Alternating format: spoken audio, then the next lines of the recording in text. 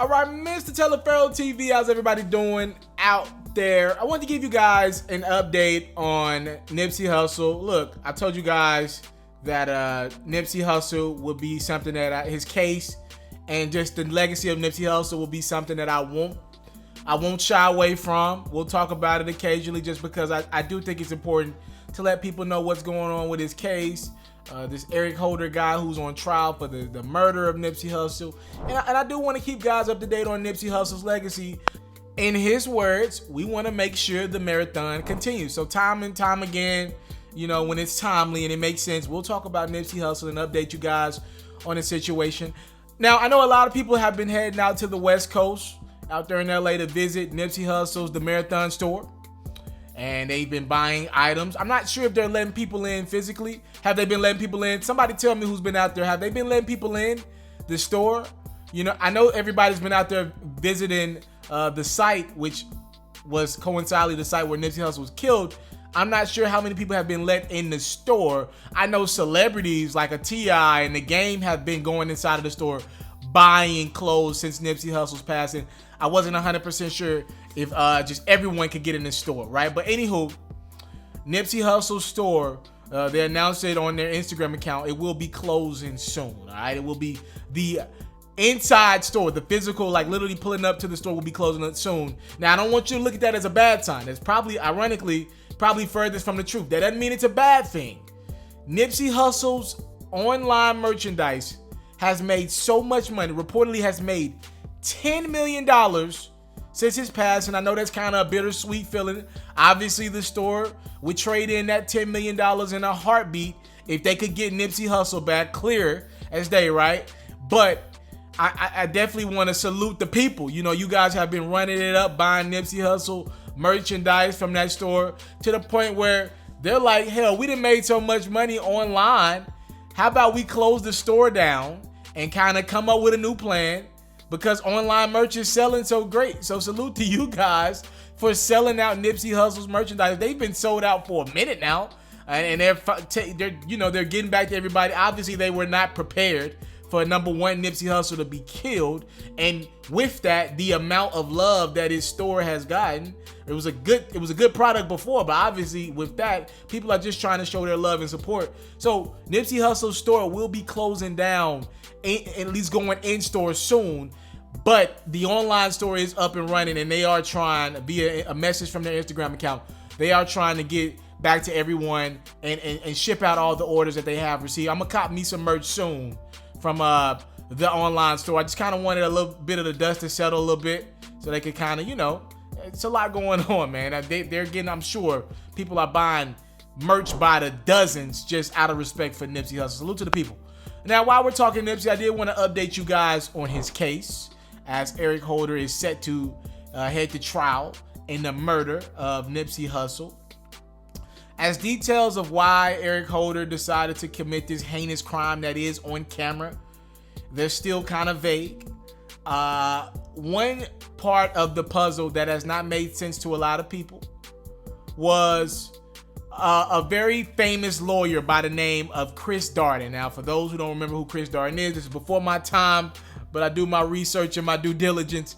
Chris Darden was the same guy in the O.J. Simpson case that was against O.J., right? He was the lead prosecutor trying to get O.J. Simpson locked up. Now, I want to tread lightly here over my next few comments. Now, was O.J. Simpson guilty for killing two people? I have no idea. But the consensus back then was black people were still getting behind O.J. Simpson, right? And for Chris Darden, this attorney, to take this case to represent the guy, Eric Holder, who is accused of killing Nipsey Hussle, a lot of black people are like, yo, damn, every time there's an opportunity to be with us, you go out of your way and take the opposite. Okay, let's just say you didn't really care about the O.J. Simpson case back in the day. But this is kind of disgusting, man. A lot of criticism has come in Chris's way. You know, he stepped up like a day or two after the murder to say, I'm representing the guy who will be known as one of the most pathetic men to ever be in Crenshaw, right? Or ever in LA, whatever you want to call it. He's the guy that killed the guy who planned on doing generational type work for his community in the hood and hell, coincidentally the world, you wouldn't be known as the guy who took out the great Nipsey Hussle. So a lot of people were looking at Chris Darden like, yo, bro, what you doing? A black man out of everybody to take this case? A black man took it? After he's accused of killing a black man like that, he took the case? And he's received a lot of criticism to the point where, according to Chris Darden, the threats have become personal to his family and to his people around him. He posted this on his Facebook account.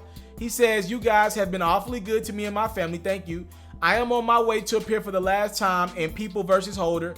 I filed a motion to withdraw from the case. I thought I should tell you, my friends, first and before anyone else. As for my reasons for withdrawing, I don't know whether I will disclose them later or not. I only know that as a lawyer, it is my duty to protect the rights of my clients, even in the face of threats or angry mobs. This is the silent, solemn oath we took as defense counsels in the criminal courts.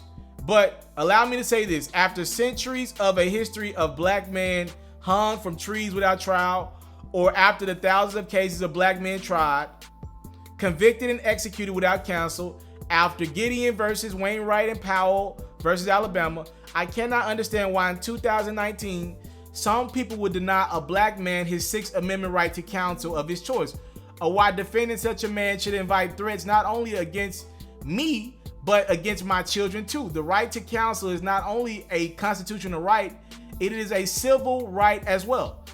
Just as they were in 1995, cowards never change." Wow. These days, these cowards don't send letters. Instead, they sit anonymously behind keyboards, threatening a man's mother and children.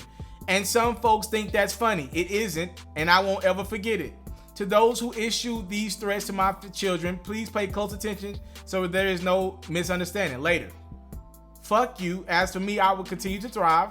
I continue to be loved. I will continue to walk with kings, and I will continue to pursue fairness and justice on behalf of my clients and others charged with crimes. After 25 years, some of them still haven't learned. Their lies and threats will never deter me from my position. Thank you again, my good friends. The struggle continues. Now that's bullshit right there. That little "the struggle continues," he's clearly playing off of "the marathon continues." That's absolutely bullshit. You a piece of shit for that last line, Chris. I ain't gonna even judge you for the rest of your message on your Facebook, but that little "the struggle continues," that's some bullshit, Chris, and that's definitely in poor taste. You wrong for that. That just pissed me off because I had not read this yet before I gave it to you guys. That just pissed me the fuck off and just changed the direction of this entire video. See, I was gonna come on here and say, look, I ain't with people threatening Chris and his family. You know, he decided to take a case, and I wasn't gonna even, go in on him because he got the right to represent whoever the hell he want to, right? And I don't think us doing more harm to another black man solves anything, right? After we already lost one king. I ain't calling Chris a king, I'm just saying. I try to look at all my black people as kings and queens. Now, that little "struggle continues" line, it just pissed me the fuck off mid-video. Chris, you went out of your way to be seen. I think you took this case the next day. Now, I'm not the most legal savvy guy out there. I'll give you that. But the fact that you took this case, in my opinion, so early, nobody else was going to take that damn case. To me, it looks like you were looking for media attention. To me, it looks like you were looking for some type of onus or some type of clout, right? As we say it nowadays. I don't know if you know that term, Chris. You old school. But it looks like you were looking for clout, dude. Also, you need to come out and make a statement. I know you could technically say you don't owe anybody an explanation, but when you take a case of that magnitude and when it looks as clear-cut dry to me as you got video evidence of a man walking up to another man and shooting him in literally broad daylight in front of his store, yes, you owe black people an explanation, bruh, when you take a case of this magnitude with emotions as high as they were at the time. Again, I'm not justifying the threats to your family, but you look like a smart dude.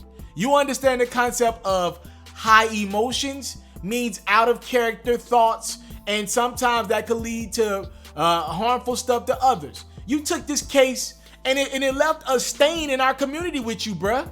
And you got people out here putting together conclusions that you were hired by the FBI or a higher up or somewhere, a power that be, to be involved in this situation, to be the face of this thing.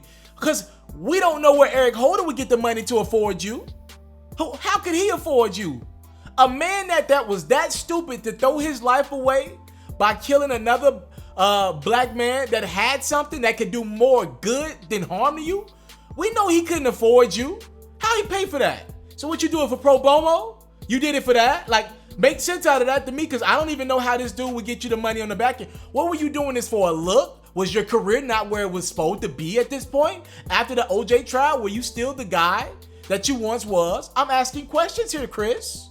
You know the law. You're a legal guy. I have the right to ask questions. You want to bring up amendments? I have that right to ask you. What was your motive behind taking this case, Chris? More than just chasing clout? Because that's what it looked like to me. You were chasing a moment. That wasn't going to help your career. That was not going to help your career because you had no damn case unless you were going to plead insanity. And your little cute ass Facebook post, I will say this, you left out one thing. You never talked about the heinous crime that your former client was accused of. Now, you done said all that BS. Not one time did you speak about the fact that you decided to represent a client who probably did something very bad. You want to talk about the struggle continuing? What about the fact that you decided to represent a man who more than anything else will help continue a struggle in our hoods? Killing a man that was trying to fight the battle of gentrification.